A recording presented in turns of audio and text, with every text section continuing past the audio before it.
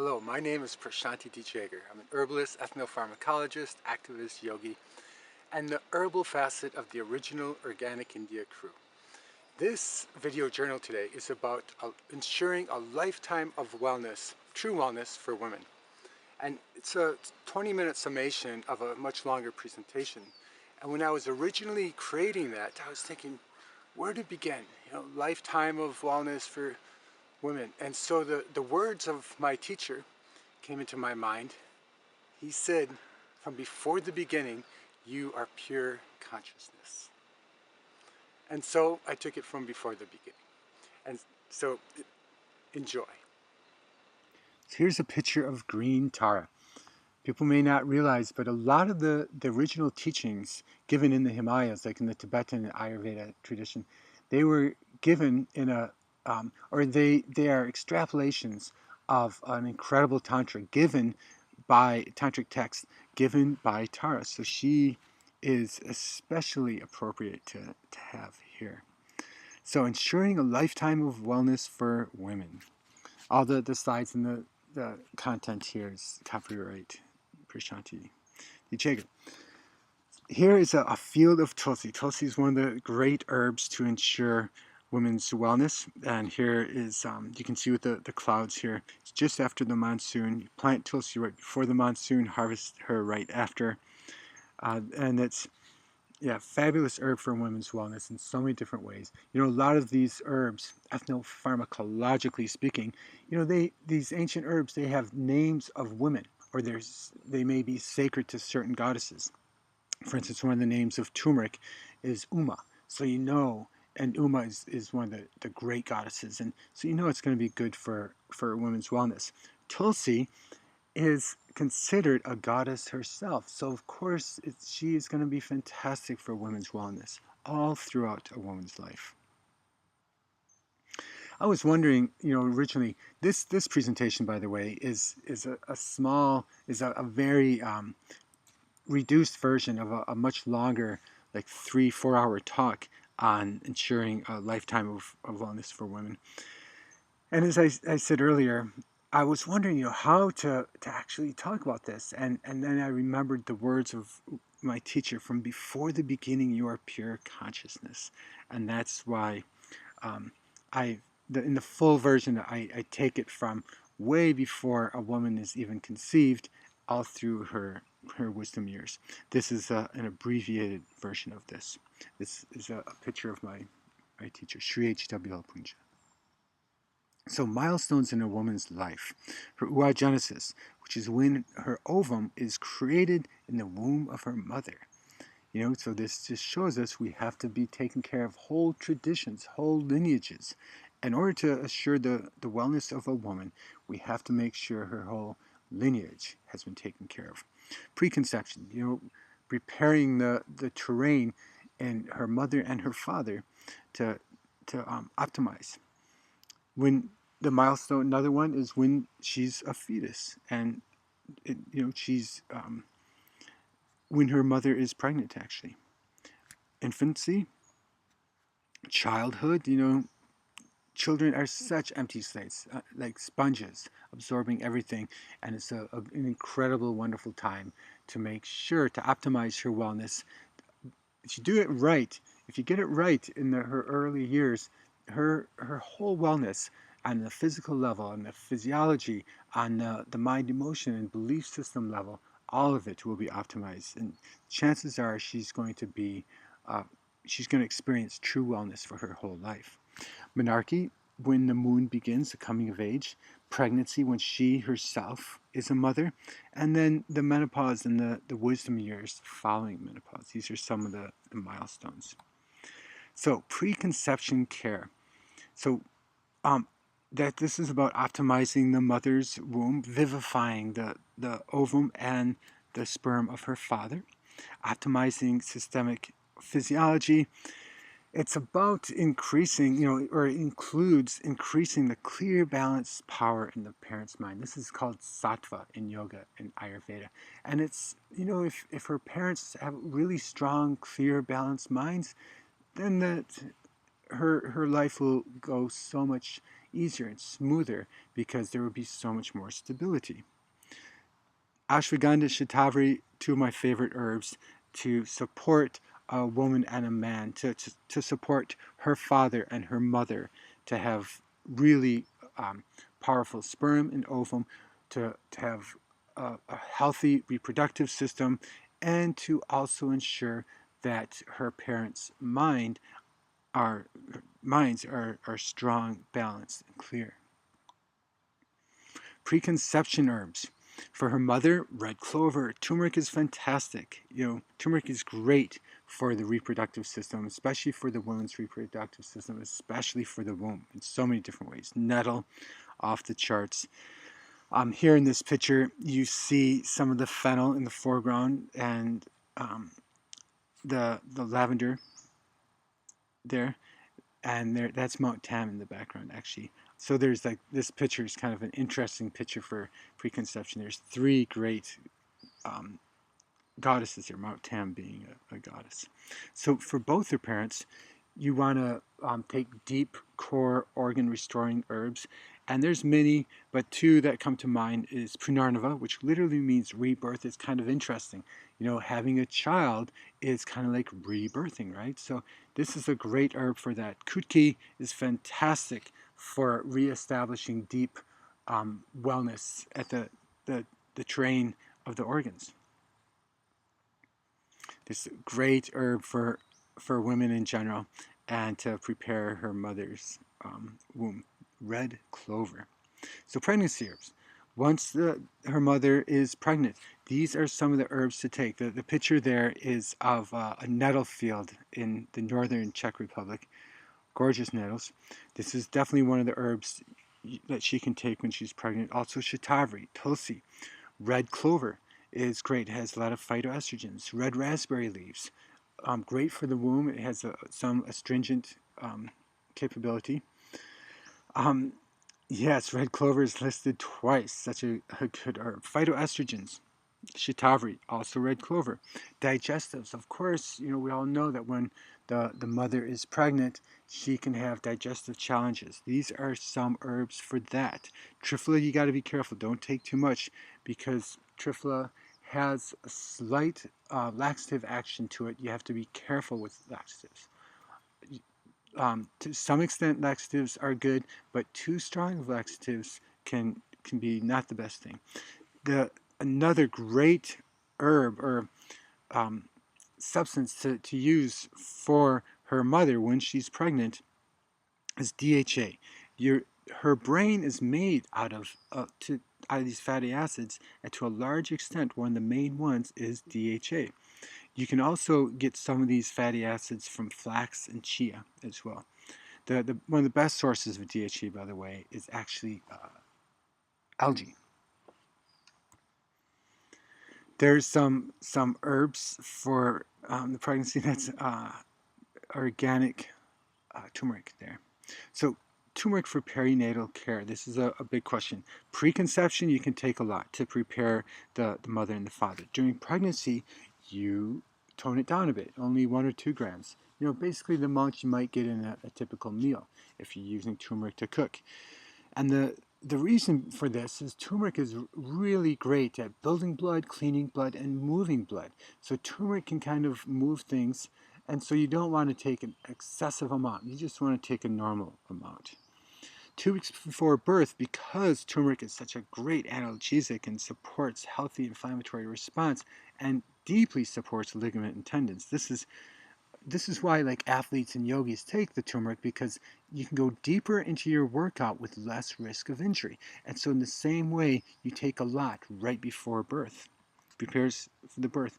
Then during the colostrum period, just like for a day or two, you take a lot of the turmeric and some other pungent spices. It's a formula called Panchkal, and you take that to ensure that the womb is cleaned out, is because basically that womb will not have another chance to purify itself until the next period comes. And that might take, that can be between 1 and 2 years, depending on how the mother breastfeeds. And then during lactation, you take a little bit of turmeric to help purify the breast milk boost immunity, and restore the mother's ojas. You so have got to take care of the mother, her mother, because if her mother's weak from the birth, then she will also, not have the most stable situation in her childhood. So you want to take care of her mother. One of the things about these pungents is that they tend to be drying. So you've got to balance pungents, whether that's whatever, whether it's like the trikatu or the black pepper, the ginger or the turmeric or the tulsi. You have to balance it because otherwise they can be drying. And so you take oils and you take these really wonderful, juicy, moist herbs like shatavari and the oils like the DHA. And then conversely, when you do want to dry your milk up, then you can stop some of these really wonderful demulcent herbs and take extra pungents that will dry your milk. Lactation herbs. So now she is being fed by her mother's milk. And so shatavari, great for lactation. Fenugreek, some of these you might have heard of. Harjour, which is also known as cissus, the Latin name is cissus, really helps with balancing the calcium and keeping the balance of these minerals between her mother's milk and her bones, her mother's bones. Also helps build her own bones. So now she's an infant, and she receives a lot of her herbs via her mother's milk. And in this case, we want to restore her mother, and we also want to start feeding her little body to grow, have the body and the mind grow. And so we give her mother these earth element restorative, wonderful adaptogens like shatavari or nettle and yams and licorice, almonds, deep greens. And often the best way is in the food, actually. Anti-stress. So again, like we want to take care of her parents. Taking care of her at this point is taking care of her parents. Taking care of her parents is taking care of her. So to a large extent, we want to make sure that her parents are strong. A great way to do this is give them anti-stress adaptogens. There's a whole other series of these video journals on adaptogens that you can see, but Tulsi, Shatavari, Brahmi, Elithro, Ashwagandha, Rhodiola, American Ginseng. These are some of them. In the picture there, on the lower left, that's reishi. On the in the left is in that smaller bowl is Rhodiola. On the right, in the big bowl, far right, lower right, is the Polygonum, the Hoshawu, and that white root there is the American Ginseng. So now, to feed her childhood mind, it's classic in Ayurveda. You give the child some tulsi, you give them ashwagandha for a strong body and mind, and then you give them Brahmi to have a really clear, bright, open mind. The joy formula could be part of this. Of course, in proper doses, typically you give a young child like maybe a quarter of the dose, and then an older child, say like 5, 6, 7, 8 years old, like half the adult dose. You can, but in general, just make sure that she gets herbs in her diet, whether that's in her cookies or in her teas. Give her chamomile tea. Make sure in oils that you put on her shampoos, make sure that she gets a lot of herbal intelligence in her body. And of course, be very, very wary of vaccines. It's like, yeah, it's not necessarily a pretty picture. Menarche, coming of age in our age. It literally means the beginning of her moon. It's when she connects first with the activated power of her womanhood. It's more stressful than ever these days, of course. And it's happening 3 years sooner than it did 100 years ago, which isn't a good sign. Typically, you want menarche to begin later, like when the young woman is like 14, 15, 16, not when she's 8 or 9 or 10. Yeah, and it's interesting that typically the older she is, when menarche happens, it's a more of a sign of wellness. So when she's a teen, you can give her tulsi and astragalus, some of these adaptogens. You give her phytoestrogens to keep her balanced.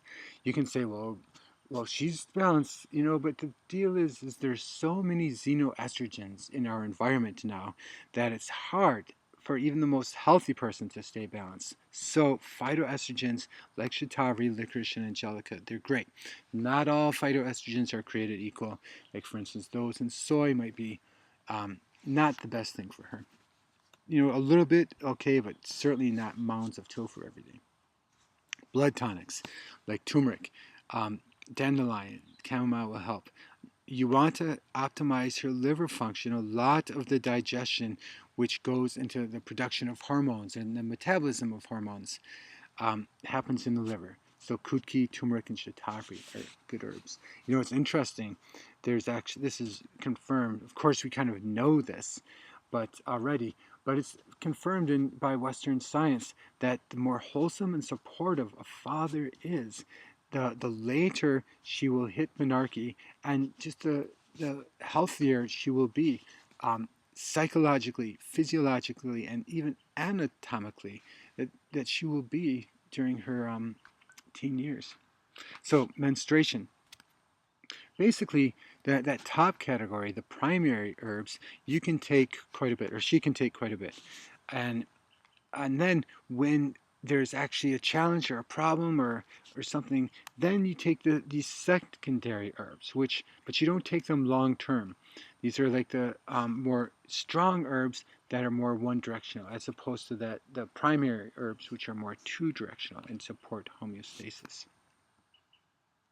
There's one of my favorite herbs for women, lady's mantle. This is a photograph of some lady's mantle that I found in a field in Bohemia.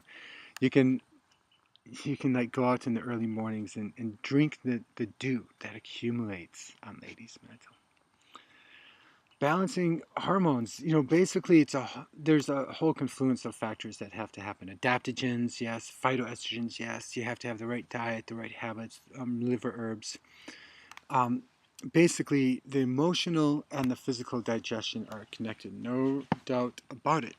And so we have to work on all of these things to maintain balance. There's a truism in Ayurveda that basically, as my friend Claudia Welch here says, the more complicated your emotional life or physical life, the more simple your diet should be. I've included her here in this presentation because she's a gem, and she's a great teacher, and she's written a good book on balancing hormones that I recommend everybody to have.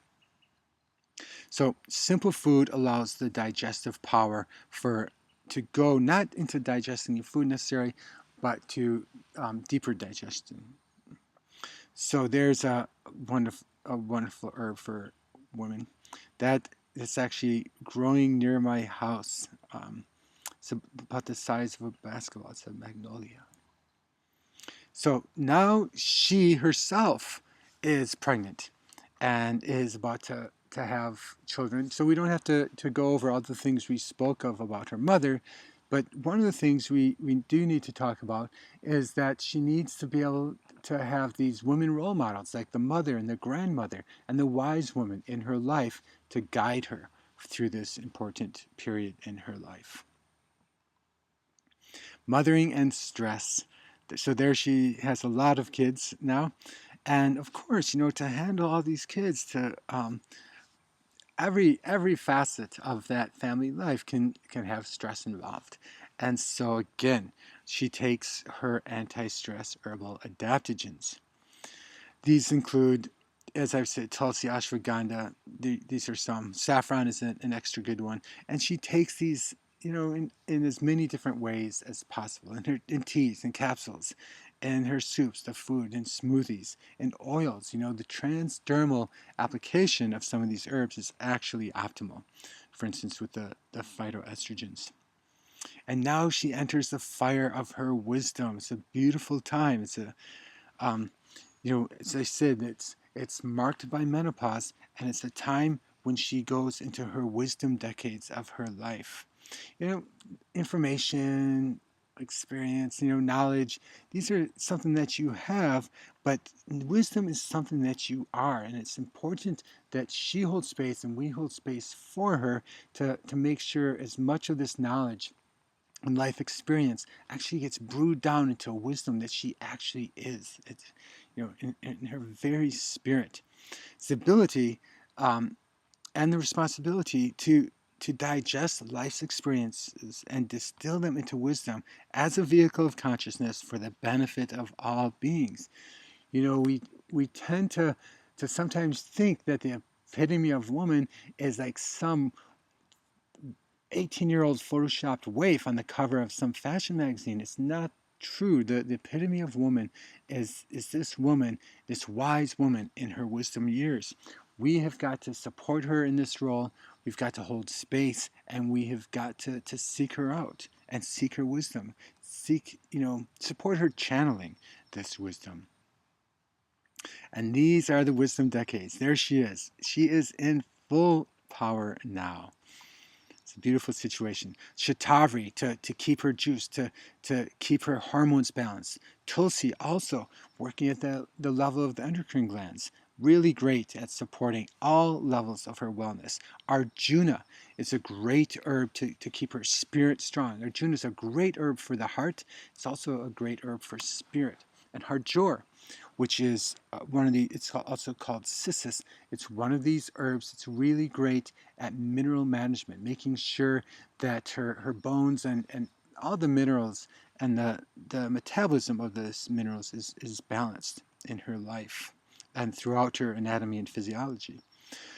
These are some other herbs she can take: the red clover, vitex, definitely omega oils, as I said before, the hemp, the borage, the evening primrose, especially the evening primrose because it has phytoestrogens. By the way, for the flax, make sure you get high lignin flax because it's those lignins that have a lot of the phytoestrogenic qualities to them. So all of these things decrease the challenges of change and are really great for helping create terrains that are suitable for a beautiful long life and balance. And in these decades, this is especially important because our society, for the balance of our society, we need the wise woman to step up into her power. We need to elevate her there, and we need to listen to the wisdom that comes from her. This is just the women of Cam, some of the most beautiful women I've ever seen in my life were these 80, 90-year-old mountain women from the eastern regions of Tibet, and just such epic beauties. So there she is, full power, beautiful. Acknowledgements. This life model is a dear friend of mine, Soma Temple. You can find out more about her. Om Rudraksha, she makes wonderful malas. All the herb photos, copyright Prashanti, me. This is this book written by Dr. Claudia Welch that I really recommend. Another book that has a lot of these herbs and wonderful descriptions in them about them is in the Yoga of Herbs. And I've written a book on turmeric that has a lot of this information as well. There's also, as far as Western herbs, I would recommend, Susan Weed and anything by Susan Weed and anything by Rosemary Gladstar. For more information, you can contact myself or Organic India and Heather Henning. So there you have it. 20-minute summation of a lifetime of true wellness for women. As I said, there is so much more that we could talk about. And it's best to have a lot of these teachings face to face.